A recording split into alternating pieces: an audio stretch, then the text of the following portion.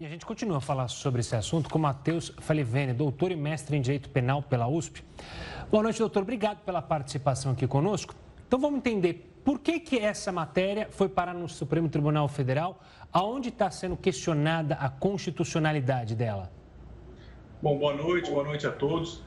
Essa matéria ela foi parar no Supremo por conta de uma DPF, que é uma ação de descumprimento de preceito fundamental que foi intentada pela Abracrim, que é a Associação Brasileira dos Advogados Criminalistas, e também pelo Instituto Anjos da Liberdade. E a questão aí é discutir se essa norma do Ministério da Justiça está adequada à Constituição e também a regras de direito internacional. Porque a gente tem que lembrar que tem a questão da Constituição, tem a questão da Lei de Execução Penal, mas também existem normas de direito internacional que protegem o preso e, em tese, garantiriam esse direito à chamada visita íntima, à chamada visita reservada.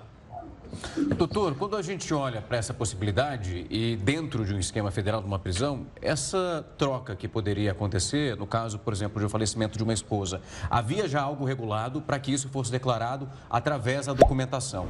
Há uma possibilidade também de uma mudança dentro desse esquema?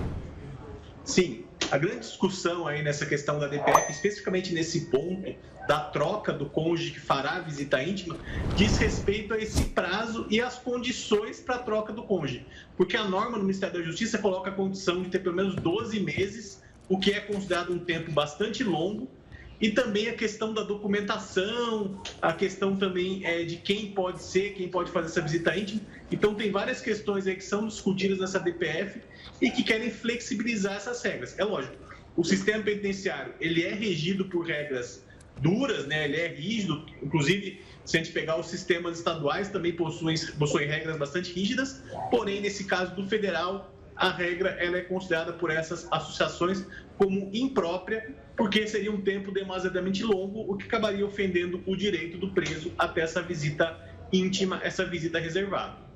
Doutor, o senhor mencionou que justamente está de acordo com os parâmetros internacionais. Essa regra, ela segue um parâmetro internacional? Ela é mais rígida do que esse parâmetro internacional diz? Não é tão rígida? Ela é considerada mais rígida, na verdade, porque é o que acontece. A legislação, no caso do Ministério da Justiça, né, a portaria 718 de 2017, ela limita essa visita íntima a presos que não sejam de organização criminosa ou que não tenham participado de atos violentos. Tem uma série de limitações ali que torna bastante restrita a visita íntima no âmbito dos presídios federais. Então, a grande discussão é essa, porque a Lei de Execução Penal fala que todo preso tem direito a essa visita íntima, né? E daí também as normas internacionais. A gente tem as regras de Bangkok, que dizem respeito às presas mulheres, e também teria as regras de Mandela, que dizem respeito aos presos em geral, que dizem que o preso tem direito a esse contato reservado com cônjuge ou companheiro. Então, teria direito até essa visita íntima, e o que a norma do Ministério da Justiça faz é limitar esse direito à visita íntima. É lógico, são presos em tese perigosos, membros de organização criminosa, mas a ideia é que mesmo eles sendo perigosos, eles teriam ainda esse direito não teria que ser retirado deles.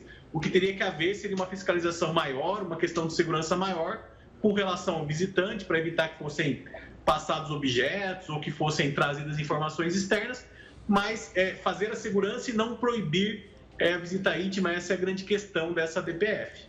Doutor, esse é um assunto que tem uma repercussão enorme e ele causa uma polêmica também muito grande. Quando a gente olha para essas convenções que o senhor trouxe sobre a decisão que hoje a Justiça Brasileira acaba se baseando para a permissão ou não dessa visita, a discussão principal, pelo que eu acompanhava, é porque há um processo, pelo menos na teoria, da ressocialização desse preso. Exato. E que privá-lo dessa decisão de receber a visita íntima seria uma espécie de dobrar a penalidade, indo além do ato definido pelas nossas leis.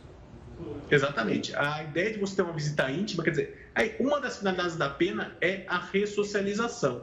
E você permitir a visita íntima seria um caminho para essa ressocialização, seria um dos meios de exporir o sistema para ressocializar aquele indivíduo. Porque se você priva esse indivíduo de qualquer contato com seu companheiro, com sua companheira, com seu cônjuge, você acaba diminuindo a possibilidade de ressocialização. Então, se a pena tem essa finalidade de ressocializar um indivíduo, você tirar esse contato com um familiar próximo é bastante grave. Inclusive, a gente tem que lembrar que o Brasil não é o único país que tem visita íntima. Outros países que a gente considera bastante rigorosos, né, no trato dos presos, como os Estados Unidos da América, por exemplo, possuem também visitas íntimas no seu sistema carcerário. Então, não é uma exclusividade do Brasil isso, porque se entende, inclusive, que não tem a questão da ressocialização, mas tem também uma questão de permitir que o preso tenha um bem-estar maior e, com isso, fique menos propenso a cometer faltas dentro do sistema penitenciário. Porque o preso, estando com bem-estar, estando, digamos assim, numa situação boa, ele fica menos propenso a cometer um ato ali dentro do sistema prisional. Então, tem todas essas questões que se colocam nesse debate a respeito da visita íntima. Muita gente fala assim, isso é um motel pago pelo Estado. Não, não é isso, porque visita íntima não é só a visita com natureza sexual. Pode, eventualmente, ter essa natureza? Pode, mas não é só isso. É para poder ter um contato reservado, conversar com aquela pessoa, né, com o cônjuge, com a companheira, poder conversar, poder bater um papo e, eventualmente, também a questão sexual, mas não só isso, e isso que é importante colocar também. Tá certo, doutor. Obrigado pela participação aqui conosco. Vamos acompanhar, então, nessa semana, esse capítulo lá no Supremo Tribunal Federal. Um forte abraço e até a próxima. Muito obrigado, forte abraço.